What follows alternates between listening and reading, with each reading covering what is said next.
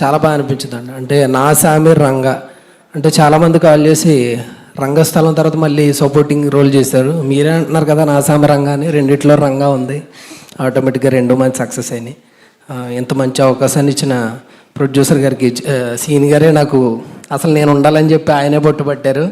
మన బ్యానర్లో ఏదున్నా ఇప్పుడు సిటీమార్ చేశాను, సిటీమార్ కూడా మంచి సక్సెస్. మళ్ళీ ఈ సినిమా మంచి సక్సెస్ అయింది.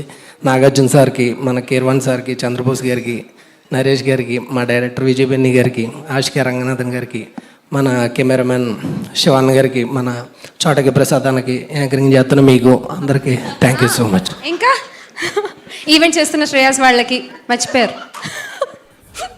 ప్లీజ్ శ్వేత.